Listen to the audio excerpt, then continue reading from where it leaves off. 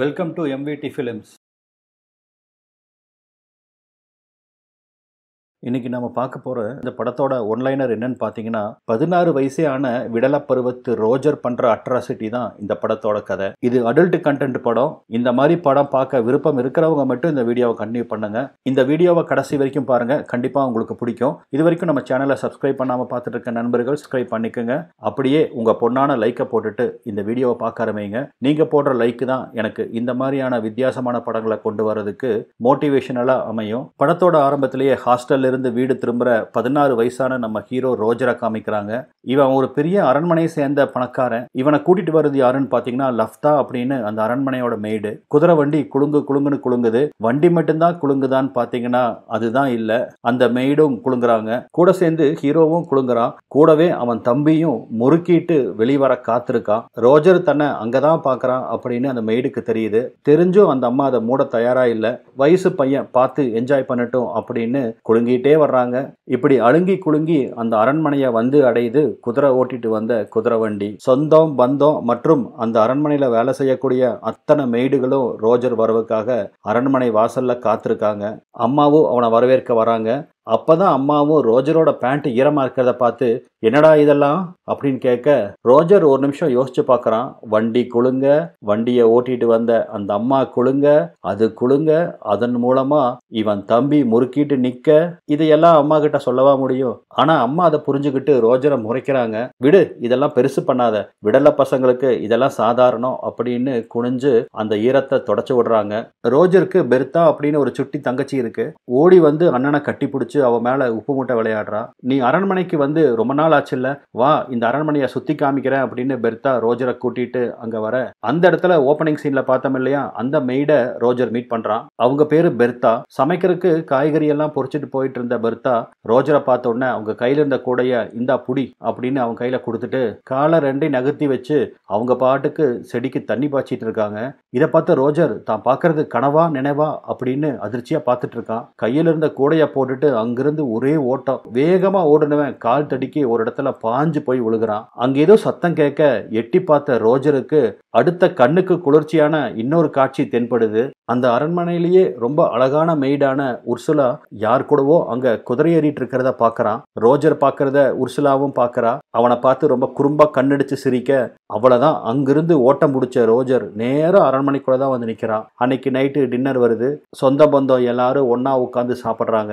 ரோஜரோட அம்மா ரொம்ப ஸ்ட்ரிக்ட். டைய கட்டு, ஸ்லீவை போடு, இப்படி உட்காரு, அப்படி சாப்பிடு அப்படின்னு வந்ததுல இருந்து ரோஜருக்கு ரொம்ப குடைச்சல் கொடுத்துட்டே இருக்கிறாங்க. சாப்பிட்டு முடிச்சு ரூமுக்கு திரும்பின ரோஜர் அங்க ஏதோ ஒரு கிளாப்பிங் சவுண்டு கேட்க என்னதுன்னு எட்டி பார்க்கறான். அந்த வீட்டில் இருக்கிற இன்னொரு மெய்டான ஹெலன் கதவுக்கு முன்னாடி பென் பண்ணி நிக்கிறத பார்க்கறான். கதவுக்கு பின்னாடி யாரோ ஹெலனோட பேக்ல தபலா வாசிக்கிறாங்க. அதனாலதான் இந்த கிளாப்பிங் சவுண்டு அவனுக்கு கேட்டிருக்கு. ரூமுக்குள்ள இருந்து அந்த மர்ம நபர் தபலா வாசிச்சு முடிக்க துணியை சரி பண்ணிட்டு ஒண்ணுமே நடக்காத மாதிரி ஹெலன் கேஷுவலா அங்கிருந்து போறா. இதையெல்லாம் பார்த்த ரோஜருக்கு இங்க என்னதாண்டா நடக்குது அப்படின்னு அதிர்ச்சியா இருக்கு. அவன் தம்பி முறுக்கிட்டு நிக்க நேரா பாத்ரூமுக்குள்ள தான் போறான். படுக்க வந்த ரோஜரோட பெட்ல பெர்தா ஒளிஞ்சிருக்கா. அண்ணனை பார்த்து பே அப்படின்னு பயமுறுத்த ரெண்டு பேரும் அந்த அரண்மனையை பத்தி டிஸ்கஸ் பண்ணிக்கிறாங்க. இந்த அரண்மனையிலேயே இன்னும் விர்ஜினா ஒருத்தர் இருக்காங்கன்னா அது நம்ம சித்தி தான் அப்படின்னு பெர்தா சொல்றா. உனக்கு எப்படி தெரியும் அப்படின்னு ரோஜர் கேட்க, மெய்டு ஹெலன் தான் என்கிட்ட சொன்னா அப்படின்னு சொல்றா. ஏன் சித்தி இன்னும் கல்யாணம் பண்ணல அப்படின்னு ரோஜர் கேட்க, சித்திக்கு ஆம்பளைங்கனாலே பயம், அதனாலதான் அவங்க கல்யாணமே பண்ணிக்கல அப்படின்னு பெர்தா அப்பாவியா சொல்றா. மறுநாள் பொழுது இனிமையா விடியுது. தங்கச்சி அண்ணனை கூப்பிட்டுட்டு கம்மா கரைக்கு கூட்டிட்டு வரா. ரெண்டு பேரும் ஒரு மரத்தோட ஓரத்துல போய் ஒளிஞ்சுக்கிறாங்க. டே அண்ணா, இங்க நடக்கிற விஷயத்தெல்லாம் கொஞ்ச நேரம் அமைதியா பாரு அப்படின்னு பெர்தா சொல்லிட்டு அவளும் ஒளிஞ்சுக்கிறா. கொஞ்ச நேரத்திலேயே அரண்மனையில வேலை செய்யற அத்தனை வேலைக்காரிகளும் அங்க வராங்க. எல்லாரும் குளிக்க வந்திருக்காங்க. குளிக்கிறதுக்கு முன்னாடி நேத்து யாரு தபலா வாசிச்சா, யாரு புல்லாங்குழல் வாசிச்சா அப்படிங்கறத பத்தி எல்லாம் ரொம்ப டீப்பா டிஸ்கஸ் பண்ணிட்டு சிரிச்சுக்கிறாங்க. அந்த சமயத்துல பாத்தீங்கன்னா அந்த அரண்மனையில வேலை செய்யற ஆண்கள் எல்லாம் அந்த கம்மாக்கரைக்கு எதிர்ப்புறமா வராங்க. இந்த அரண்மனையில என்ன சட்டன்னு பாத்தீங்கன்னா, கம்மாக்கரைக்கு இந்த பக்கமா பெண்கள் குளிக்கணும், அந்த பக்கமா ஆண்கள் குளிக்கணும். இங்க பெண்கள்லாம் உட்கார்ந்துருக்க, அங்க வந்து அந்த ஆண்கள் பெண்கள் உட்கார்ந்துருக்கிற திசையா பார்த்து அவங்க பைப்பை ஓபன் பண்ணி விடுறானுங்க. இதுல யாரு பைப்பு பெருசு, அடுத்தது எந்த பைப்பை அந்த பெண்கள் சூஸ் பண்ணணும் அப்படிங்கறதுக்காக இவனுக்கு பர்பஸா அப்படி நிக்கிறானுங்க. இது எல்லாத்தையும் ஒளிஞ்சிருந்து ரொம்ப ஆச்சரியமாவும் அதிர்ச்சியாவும் ரோஜர் பார்த்துட்டு இருக்கான். அன்னைக்கு பாத்தீங்கன்னா வெளியூர்ல படிச்சிட்டு இருந்த தன்னோட இன்னொரு மனைவியோட பொண்ணான எலிசாவை கூப்பிட்டுட்டு ரோஜரோட அப்பா அரண்மனைக்கு வராரு. அழகா ஒய்யாரமா குதிரை வண்டியிலிருந்து இறங்கின எலிசா அங்க இருக்கிற அத்தனை பேர்த்தையும் கட்டி அணைச்சு முத்தம் கொடுக்கறா. அவனுக்கு நெத்தியில மட்டும் ஒரு முத்தம் கொடுத்துட்டு போக இது தனக்கு நடந்த ஒரு மிகப்பெரிய அவமானமா ரோஜர் பார்க்கறான். அண்ணன் முகம் வாடி போனதை பார்த்த பெர்த்தாவும் நீ சந்தோஷப்படுற மாதிரி நான் ஒரு விஷயத்தை காமிக்கிறேன் வா அப்படின்னு அங்கிருந்து அவனை சர்ச்சுக்கு கூட்டிட்டு போறா. அங்க பாத்தீங்கன்னா ஃபாதர் ஒரு இடத்துல உட்கார்ந்துருக்காரு. கன்ஃபெஷன் பண்றதுக்காக சித்தி மார்கரெட் அங்க வந்திருக்கா. அண்ணன் தங்கச்சி 2 பேரும் பாதிரியாருக்கு மேல இருக்கிற ஒரு மர அட்டாளியில ஏறி படுத்துக்கிறாங்க. சோ அவங்க கீழே என்ன பேசிக்கிறாங்க அப்படின்னு இவங்களுக்கு தெள்ள தெளிவா கேட்கும். சொல்லு மார்கரெட், இன்னைக்கு என்ன கன்ஃபெஷன் பண்ண வந்திருக்க அப்படின்னு பாதிரியார் கேட்க அதை எப்படி சொல்றதுன்னே தெரியலைங்க அப்படின்னு மார்கரெட் ஆரம்பிக்கிறா. தெரியலையா, அப்ப விட்டுரு, நானும் தபலா வாசிக்க போகணும் அப்படின்னு அவர் எந்திரிக்க முற்பட இல்ல நான் சொல்றேன் அப்படின்னு சொல்ல சீக்கிரம் சொல்லுமா, நான் ரொம்ப நேரம் ஸ்டிக்க கையில பிடிச்சிருக்க முடியாது அப்படின்னு சொல்றாரு. எதுக்கு அப்படின்னு மார்கரெட் கேட்கிறா. தபலா வாசிக்கத்தான், விஷயத்த சொல்லு அப்படின்னு அவர் அவசரப்படுத்த ஊர்ல இருந்து என் அக்கா பையன் ரோஜர் வந்திருக்கான் இல்ல அப்படின்னு அவன் சொல்ல என்னது தன்னோட பேர் அடிபடுதே அப்படின்னு ரோஜர் காதை கூர்மையா தீட்டி வச்சுட்டு சித்தி அடுத்தது என்ன சொல்ல போறா அப்படின்னு கவனிக்க ஆரம்பிக்கிறான். நான் வரும்போது பார்த்தேன் ரோஜர் ஒரு பெரிய புல்லாங்குழல் வச்சிருந்தான். அவன் வந்த நாள்ல இருந்து அந்த புல்லாங்குழல வாசிக்கிற மாதிரி எனக்கு அடிக்கடி கனவு வருது அப்படின்னு சொல்ல இதை கேட்ட பாதிரியாரோ ஏமா உனக்கு தபலா எல்லாம் வாசிக்க பிடிக்காதா அப்படின்னு கேட்கிறாரு.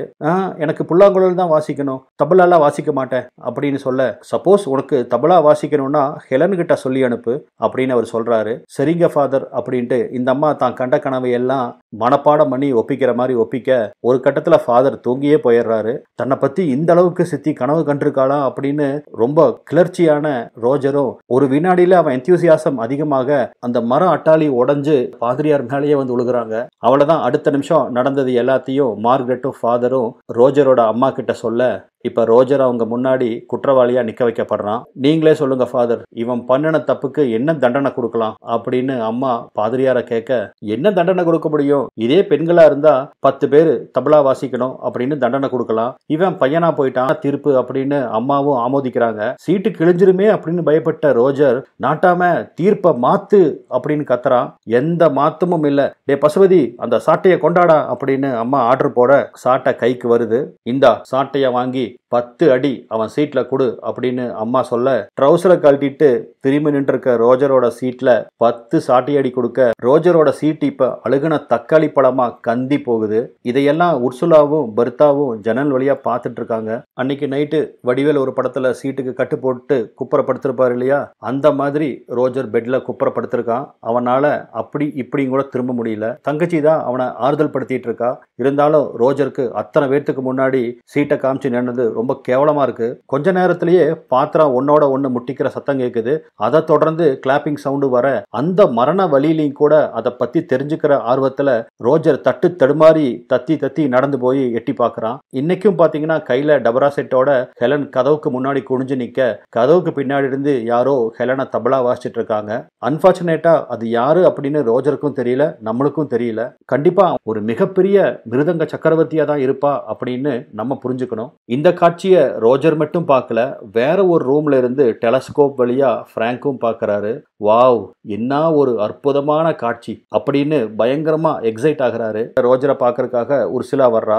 இன்னைக்கு காலையில உனக்கு நடந்த அநீதியை நான் பார்த்தேன், நான் வேணா உன்னோட சீட்டுக்கு மருந்து போட்டுட்டுமா அப்படின்னு உர்சுலா ரொம்ப கனிவோடு கேட்க வேண்டாம், என் சீட்டை நானே பார்த்துக்கிறேன், ஆனா அதுக்கு முன்னாடி எனக்கு ஒரு உண்மை தெரிஞ்சாகணும் அப்படின்னு அவன் கேட்க உனக்கு என்ன உண்மை தெரிஞ்சாகணும், நீ விருப்பப்பட்டா என்னோட குகைக்குள்ள நீ மீன் பிடிக்கலாம் அப்படின்னு உர்சுலா சொல்றான். ரோஜருக்கு இப்போ அதுல எல்லாம் இன்ட்ரெஸ்ட் இல்லை, அவனுக்கு இந்த தபலா வாசிக்கிற ஆள் யாருன்னு தெரிஞ்சாகணும். இதை கேட்ட உர்சுலா ரொம்ப விரக்தியா சிரிக்கிறா. எங்களை மாதிரி வேலைக்காரங்களுக்கு எழுதி வைக்கப்பட்ட தலைவீதி இது, பகல் ஃபுல்லா நாங்க வேலை செய்யணும், நைட் ஆனா தபலா வாசிக்க யார் எங்களை செலக்ட் பண்ணிருக்காங்களோ அவங்க வாசிச்சு முடிக்கிற வரைக்கும் நாங்க பொறுமையா இருக்கணும், இதெல்லாம் இந்த அரண்மனையோட டாப் சீக்ரெட், நாங்க இதை வெளி சொல்லக்கூடாது அப்படின்னு அதைய சொல்ல மறுத்துறா உர்சுலா. ஆள் ஆளுக்கு ஹை ஸ்பீடா இப்படி வண்டி ஓட்டுறானுங்களே, நமக்கு எப்ப இப்படி ஒரு சான்ஸ் கிடைக்குமோ அப்படின்னு ரொம்ப ஏக்கத்தோட பெருமூச்சு விடுறான் ரோஜர். பிராங்கை பத்தி ரோஜருக்கு நல்லா தெரியும், அவர்கிட்ட கேட்டா ஏதாவது ஐடியா கிடைக்கும் அப்படின்னு மாடி ஏறி பிராங்கோட ரூமுக்கு போறான். அங்க பாத்தீங்கன்னா டெலஸ்கோப் வழியா எதையோ பார்த்துட்டு புல்லாங்குழல ரொம்ப இறுக்கி பிடிச்சிட்டு இருக்காரு. கூடவே வித்தியாசமான சவுண்டு வேற. கரெக்டா பிளாஸ்ட் ஆகிற சமயத்துல ரோஜர் உள்ள வர புல்லாங்குழ பிடிச்சிட்டு நேரா அவர் அங்கிருந்து ஓடிடுறாரு. போயிடுறாரு. அங்க துணியில்லாம 2 பேரு இங்கி பிங்கி பாங்கி விளையாண்டுட்டு இருக்கிறத தான் இத்தனை நேரம் இந்த கலிசட நாய் பார்த்துருக்குது அப்படின்னு ரோஜருக்கு புரியுது. இவன் என்னடா நம்மள கூட ஒரு காம வெறி பிடிச்சவனா இருப்பான் போல இருக்குது அப்படின்னு யோசிச்சுட்டு திரும்பும்போது தான் அங்க ஒரு புக்கு இவன் கண்ணுக்கு படுது. அது பாத்தீங்கன்னா ஒரு அடல்ட் புக்கு. அதுல மியா காலிஃபா, சன்னி லியோன் நம்பர் எல்லாம் இருக்கு. கூடவே அவங்க கலவையில ஈடுபட்டு இருக்கிற போட்டோஸ் எல்லாம் நிறைய இருக்கு. பிராங்குக்கு தெரியாம அந்த நோட் புக்கை எடுத்து தன் பாக்கெட்டுக்குள்ள வச்சுட்டு கீழே திரும்புறான். வர வழியில அவங்க அம்மா அப்பா ரூமை கிராஸ் பண்ணும்போது உள்ள இருந்து முக்கல் முனகல் சவுண்டு கேட்க ரோஜருக்கு இது ஒரு கிளர்ச்சியை ஏற்படுத்துது. அழுங்காம அந்த கீ ஹோல் வழியா உள்ள என்ன நடக்குதுன்னு இவன் பார்த்துட்டு இருக்க அந்த சமயத்துல கரெக்டா அங்க எலிசாவோட பாய் ஃப்ரெண்ட் வந்துடுறான். அவன் கிட்ட ரோஜர் கையும் களவுமா மாட்டிக்க இப்ப ரோலன் கிட்ட கெஞ்ச ஆரம்பிக்கிறான். தயவு செய்து என் பேரண்ட்ஸ் கிட்ட அதை பத்தி மட்டும் சொல்லிடாத, நீ என்ன சொன்னாலும் கேட்கறேன் அப்படின்னு கெஞ்சுறான். அப்படியா, சரி, ஆனா இன்னையிலிருந்து நீ என்னோட அடிமை, நான் சொல்ற வேலையெல்லாம் செய்யணும் அப்படின்னு சொல்லி ரோஜரை கார் கழுவருக்கெல்லாம் விட்டுறான். அவங்க வளர்த்துற கோழிக்கு தீவனமெல்லாம் கொண்டு போய் போடுறா அப்படின்னு எல்லா வேலையும் ரோஜர் தலையில கட்டிடுறான். ரோஜருக்கும் வேற வழி தெரியல. அந்த கோழிகளுக்கெல்லாம் தீவனத்தை எடுத்துட்டு அந்த ரூமுக்கு வரான். பிராங்க் ரூம்ல இருந்து எடுத்த அந்த புக்கை அப்ப அவனுக்கு ஞாபகத்துக்கு வர அந்த கொட்டகைக்குள்ளேயே ஒரு ஓரமா உட்கார்ந்து அந்த புக்கை பார்க்க ஆரம்பிக்கிறான். அப்பதான் ஹெலன் அங்க வர்றா. கோழிகளுக்கு தீவனம் போட ஜன்னல் வழியா குடிஞ்சு தீவனம் போட்டுட்டு இருக்க இதை பார்த்து அங்க இருக்கிற ஒரு மெய்டு அந்த ஜன்னலை க்ளோஸ் பண்ணி அவளை லாக் பண்றான். இதனால ஹெலன் முன்னாடியும் போக முடியாது, பின்னாடி வர முடியாது. க்ளோஸ் பண்ணி வச்சுட்டு வெளியே வந்து அவ பின்பக்கமா பேக்ல இருந்து பேண்ட் வாசிக்க ஆரம்பிக்கிறான். என்னடா கோழிக்கு தீவனம் போட வந்த ஹெலன் இப்போ கொக் கொக் கொக்குன்னு கத்திட்டு இருக்காளே அப்படின்னு அதை தெரிஞ்சுக்கிறதுக்காக ஹெலன் பக்கத்துல வந்து உனக்கு ஏதாவது உதவி தேவையா அப்படின்னு கேட்கறான். உன்னோட உதவி வேண்டாம், மண்ணாங்கட்டியும் வேண்டாம், போடா அந்த பக்கம் அப்படின்னு அவ முணங்கிட்டே சொல்றா. என்னது ஹெலன் வித்தியாசமா முணங்குறாளே அப்படின்னு யோசிச்சுட்டு வெளியே வந்து பார்க்கும்போது தான் தெரியுது அந்த வேலைக்காரன் அவளுக்கு பின்னாடி பேண்டு வாசிச்சு முடிச்சுட்டு வந்திருக்கான் அப்படின்னு. இப்ப அடுத்த சீன்ல பாத்தீங்கன்னா எலிசா கூட ரோலன் பேசிட்டு இருக்கிறான். பக்கத்திலேயே ரோஜரோட அம்மாவும் உட்காந்துருக்காங்க. அங்க வந்த ரோஜரை பார்த்து இங்க வாடான்னு ரோலன் கூப்பிடுறான். என் ஷூ பாரு எவ்வளவு அழுக்கா இருக்கு, இந்தா இதை தொடச்சு சுத்தம் பண்ணு அப்படின்னு ஷூவை கழட்டி வீச செம்ம கடுப்பான ரோஜர் அதெல்லாம் பண்ண முடியாது அப்படின்னு மறுத்துறான். அப்படியா, முடியாதா அப்படின்னு கோவப்பட்ட ரோலனும் இந்த தருதலை அன்னைக்கு நைட்டு என்ன பண்ணுச்சு தெரியுமா உங்களுக்கு அப்படின்னு அவங்க அம்மா கிட்ட எல்லாத்தையும் போட்டு விட்டுறான். இதனால செம்ம காண்டான அம்மா ரோஜரை பலார்னு ஒரு அரைறாங்க. என் குழந்தைங்க எல்லாத்தையும் நல்லபடியா தான் நான் வளர்த்தனேன், ஆனா இந்த தருதலைக்கு மட்டும் இந்த மாதிரி புத்தி எப்படி வந்துச்சுன்னு எனக்கு தெரியல அப்படின்னு வருத்தப்படுறாங்க. என் கண்ணு முன்னாடி நிக்க அதை போடா அப்படின்னு அவன் அங்கிருந்து துரத்தி வேற விடுறாங்க. இருடா உன்னை பழி வாங்காம விட மாட்டேன் அப்படின்னு செம காண்டான ரோஜர் போற வழியில எலிசா ஒரு புக்கு படிச்சுட்டு இருந்திருப்பா.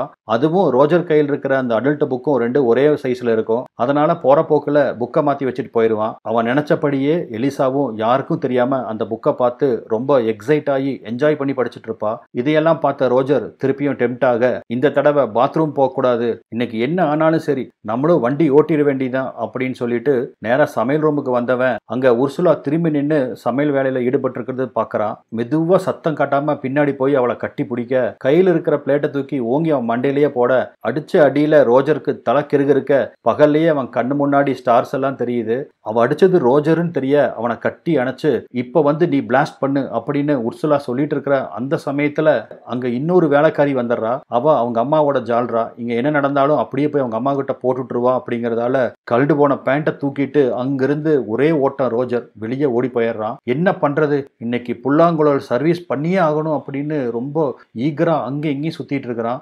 ஆளுக்கு ஒருத்தனை வச்சிருக்காளுங்க, யாருக்கிட்ட போறதுன்னு தெரியாம அலபாஞ்சிட்டு இருக்கிற சமயத்துலதான் அந்த ஓப்பனிங் சீன்ல வந்தா இல்லையா அந்த மெய்ட பாக்குறான். ரைட்டு, இவதான் நம்மளுக்கு கரெக்டான ஆளு, என்ன நடந்தாலும் யாருக்கிட்டும் எதுவும் சொல்ல மாட்டான் அப்படின்னு அவ பின்னாடியே போறான். அவ ஒரு ரூமுக்குள்ள போக இவனும் பின்னாடியே போய் அவ குனிஞ்ச சமயமா பார்த்து ரோஜர் தபலா வாசிக்க ஆரம்பிச்சிடுறான். சில நாள் கழிச்சு போஸ்ட்மேன் கையில ஒரு போஸ்டோட வேகமா கத்திட்டே அந்த அரண்மனை நோக்கி வர்றான். என்னன்னு பாத்தீங்கன்னா வேர்ல்டு வார் 1 ஸ்டார்ட் ஆயிடுச்சு.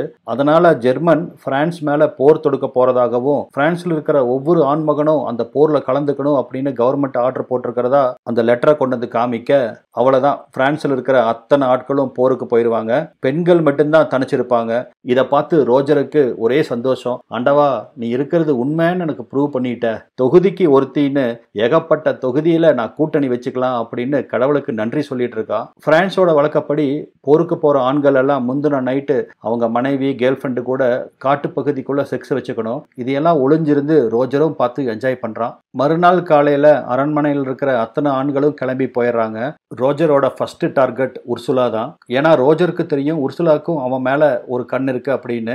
அதனால உர்சுலாவை போய் அவன் அப்ரோச் பண்ண ரொம்ப ஈஸியா அவன் கையில அவ மாட்டிடுறா. ஆனா உர்சுலாவை அன்பாக்ஸ் பண்றதுல தான் நம்ம ரோஜருக்கு ஏகப்பட்ட பிரச்சனை. அவன் ரொம்ப காம்ப்ளிகேட்டா ட்ரெஸ்ஸை போட்டிருக்கான். ஒரு வழியா அதெல்லாம் கழட்டி அவளை அன்பாக்ஸ் பண்ணி விடிய விடிய 2 பேரும் ரொம்ப சந்தோஷமா இருக்க ஆரம்பிக்கிறாங்க. மறுநாள் பாத்தீங்கன்னா பெர்த்தா அவசரமா ரோஜரை நோக்கி ஓடி வரா. சீக்கிரமா அம்மா ஃபாதர் கிட்ட ஏதோ கன்ஃபஸ் பண்ண போறாங்க இன்னைக்கு அப்படின்னு சொல்ல 2 பேரும் அவளா ஓடி போய் அரண்மனையில ஒரு ஓரமா போய் ஒளிஞ்சுக்கிறாங்க. வீட்டுக்கு வந்திருந்த அந்த ஃபாதர் கிட்ட அவங்க அம்மா கன்ஃபஸ் பண்ணிட்டு இருக்கா. தினமா என்கிட்ட என் புருஷன் விதவிதமா புல்லாங்குழல் வச்சு விளையாடுறான். சில சமயம் இது தப்போன்னு எனக்கு தோணுது அப்படின்னு அவ சொல்ல, புருஷன்கிட்ட பண்ற தப்பு தப்பே இல்லை அப்படிங்கிறாரு. ஏதாவது தபலா வாசிக்கணும்னா சொல்லு, நான் வரேன் அப்படின்னு சொல்லிட்டு அவர் போறாரு. இப்ப இந்த சீன்ல பாத்தீங்கன்னா அந்த அரண்மனையில் இருக்கிற இன்னொரு வேலைக்காரி ஆத்தங்கரையில உட்கார்ந்துருக்க. ஆத்துல நீந்திட்டு வந்துட்டு இருந்த ரோஜர் அவ காலுக்கு நடுவுல வந்து எட்டி பாக்குறான். ஒரு நிமிஷம் ரோஜரை பார்த்த உடனே அவ அதிர்ச்சி ஆயிடுறா. வேற யாரோன்னு நினைச்சுக்கிறா. ஆனா அது ரோஜர்னு தெரிஞ்ச உடனே நீ என்னெல்லாம் பண்ணணும்னு நினைக்கிறியோ எல்லாமே என்ன பண்ணுடா அப்படின்னு அவ சம்மதிக்கிறா. இப்ப அந்த அரண்மனையில ஆண்களே இல்லாததால ரோஜர் ஒருத்தன் தான் ஆண், ஒருத்தையும் விடக்கூடாது, எல்லாத்தையுமே போட்டு தாக்கிடணும் அப்படின்னு ஒரு முடிவோட தான் இருக்கிறான். 10 நாள்லயே போருக்கு போன ரோஜரோட அப்பா திரும்பி வராரு. அவரு பாத்தீங்கன்னா கலோனல், அதனால அவர் எப்ப வேணாலும் வீட்டுக்கு வரலாம், திரும்பியும் போகலாம். அப்படி வந்தவர் நேரா ரூமுக்குள்ள போய் கதவை சாத்திக்கிறாரு. அவங்க அம்மா கூட அங்க போர்ல அவர் என்னெல்லாம் பண்ணாரு அப்படிங்கறத லைவா எக்ஸ்பெரிமெண்ட் பண்ணி காமிச்சிட்டு இருக்காரு. இதை எல்லாத்தையும் எலிசாவும் அவ ஃப்ரெண்டு மத்தவங்க எல்லாம் அந்த கதவோட்ட வழியா பார்த்து ரசிச்சிட்டு இருக்காங்க. இப்ப இந்த சீன்ல பாத்தீங்கன்னா மார்கரெட் ரூம்ல உட்கார்ந்து இருக்க ரோஜரை காமிக்கிறாங்க. உள்ள வந்த மார்கரெட் ரோஜர் அங்க இருக்கிறத பார்த்த உடனே அதிர்ச்சி அடைகிறா. நீ இன்னும் விர்ஜின் தான் அப்படின்னு எனக்கு தெரியும், ஆண்கள்னாலே உனக்கு பயம்னு எனக்கு தெரியும், நீ பயப்படாம கொஞ்ச நேரம் எங்கூட கோஆபரேட் பண்ணினா உனக்கு வானத்தில் இருக்கிற நிலவு நட்சத்திரத்தை எல்லாம் உன் கண்ணு முன்னாடி காட்டுறேன் அப்படின்னு அதை இதையும் பேசி மார்கரெட்டையும் சம்பவம் பண்ணிடுறான். இப்ப அந்த அரண்மனையில ஆண்கள் யாருமே இல்லாததால டீயும் பிரேக்ஃபாஸ்டும் கொண்டு வந்த ஹெலன் அவன் ரூமுக்கும் வர்றா. அவளைதான் நம்மால் அப்படியே அவளை பின்னாடி இழுத்து தபலா வாசிக்க ஆரம்பிச்சிடறான். ஒரு நாள் ரோஜர் எலிசா குதிரை லாயத்துக்குள்ள போறத பாக்குறான். எலிசாவை குதிரைய சுத்தம் பண்ணிட்டு இருக்க அங்க வந்த ரோஜர் அவளை கட்டி பிடிக்கிறான். முதல்ல இதுக்கு எலிசா ஒத்துக்க மாட்டேன்னு சொல்ல வார்த்தை ஜாலத்தால எலிசாவையும் கவுத்தர்றான். அவ்வளவுதான், அங்கேயே எலிசா கூடவும் சம்பவம் பண்ணிடுறான். இப்படியே அரண்மனையில் இருக்கிற ஒவ்வொரு பொண்ணுகளையும் எந்த எதிர்ப்பும் இல்லாம செம்ம ஜாலியா ரோஜர் என்ஜாய் பண்ணிட்டு இருக்கான். ஒரு சில சமயம் 2-3 பேர்த்த ஒரே சமயத்துல இவன் சம்பவம் பண்ண வேண்டியது வருது. அப்படி ஒரு ராஜ வாழ்க்கைய ரோஜர் வாழ்ந்துட்டு இருக்கான். அந்த சமயத்துல தான் ஒரு நாள் எலிசாவும் ரோஜரும் கம்மாக்கரை ஓரமா சம்பவம் பண்ணி முடிச்ச உடனே நான் பிரெக்னெண்டா இருக்க ரோஜர் அப்படின்னு ஒரு பெரிய குண்டை தூக்கி எலிசா ரோஜர் தலையில போட ரோஜருக்கு தலையே சுத்துது. என்ன பண்றதுன்னு யோசிக்கிறான். கரெக்டா அந்த சமயத்துல அவங்க தலைக்கு மேல ஒரு விமானம் வருது. அந்த விமானத்துல ரோலன் தான் போர் முடிஞ்சு வீட்டுக்கு திரும்புறான். அடுத்த சில நாட்கள்லயே அந்த அரண்மனையை சேர்ந்த ஆட்கள் எல்லாரும் போர் முடிஞ்சு வீட்டுக்கு திரும்பிடுறாங்க. ரூம்குள்ள உட்கார்ந்திருந்த ரோஜரை தேடி உர்சுலா வேகமா வர்றா. தான் பிரெக்னெண்டா இருக்கிறத ரோஜர் கிட்ட சொல்லவும் ரோஜருக்கு கண்ணெல்லாம் திருகுது. அதோட மட்டும் நிக்கலைங்க, அடுத்தது மார்கரெட்டும் வர்றா. நான் பிரெக்னெண்டா இருக்கேன் அப்படின்னு ரோஜர் கிட்ட சொல்ல தலை சுத்தி கிறுகிறுத்து உட்கார்ந்துடுறான். இவன் சம்பவம் பண்ண எல்லா பெண்களுமே இப்ப பிரெக்னெண்டா இருக்காங்க. அவங்களுக்கெல்லாம் ஒரு சொல்யூஷன் இவன் கண்டுபிடிக்கலன்னா இவனோட சித்து விளையாட்டெல்லாம் அவங்க அம்மாக்கு தெரிஞ்சு போயிடும். அவளதான் அம்மா தலைகீழா தன்னை தொங்க விட்டு பைப்பை வெட்டிடுவா. என்ன பண்றது அப்படின்னு ரொம்ப தீவிரமா யோசிக்க ஆரம்பிக்கிறான். திடீர்னு ரோஜருக்கு ஒரு ஐடியா ஸ்ட்ரைக் ஆக ஒரு ரெட் கலர் நெயில் பாலிஷை கொண்டு வா அப்படின்னு உர்சுலா கிட்ட சொல்றான். அவளும் கொண்டு வரா. நேரா எலிசாவோட ரூமுக்கு ஓடுனவன் எலிசா பெட்ஷீட்ல அந்த நெயில் பாலிஷை பூசுறான். அது பாக்கறதுக்கு ரத்தம் மாதிரியே தெரியுது. எலிசா கிட்ட வந்து ரோலன் வந்துட்டான், நீ அவனை எப்படியாவது செட்யூஸ் பண்ணி 2 பேரும் செக்ஸ் வச்சுக்கோங்க ப்ளீஸ் அப்படின்னு கெஞ்ச எலிசாவும் அதுக்கு சம்மதிக்கிறான். அடுத்தது மார்கரெட்டோட ரூமுக்கு ஓடி வந்து நீ பிராங்கை கல்யாணம் பண்ணிக்கோ, அவன் உன்னை ரொம்ப விரும்புறான், அவன் உன்னை நல்லா பார்த்துக்குவான் அப்படின்னு சொல்லி மார்கரெட்டை பயங்கரமா கன்வின்ஸ் பண்ண மார்கரெட்டும் பிராங்கை கல்யாணம் பண்றதுக்கு சம்மதிக்கிறா. 2 பேர்த்தோட பிரச்சனை முடிஞ்சது.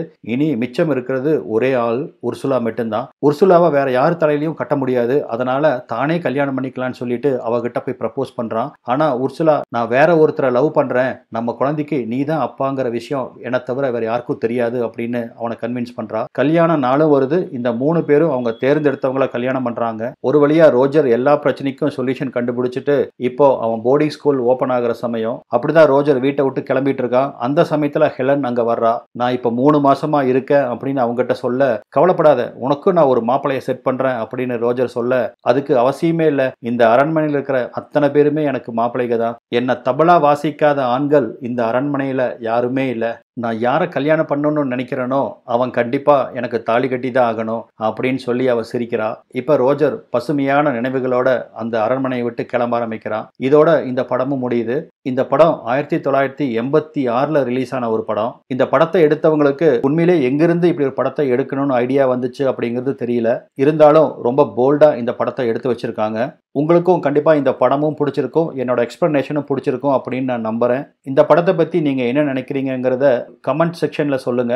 மேலும் இந்த மாதிரி வேற ஏதாவது படத்தை பத்தி நான் பேசணும் அப்படின்னு நினைச்சீங்கன்னா அந்த படத்தோட பேரையும் கமெண்ட்ல சொல்லுங்க. நம்ம மீண்டும் வேற ஒரு பதிவுல சந்திக்கலாம். நன்றி.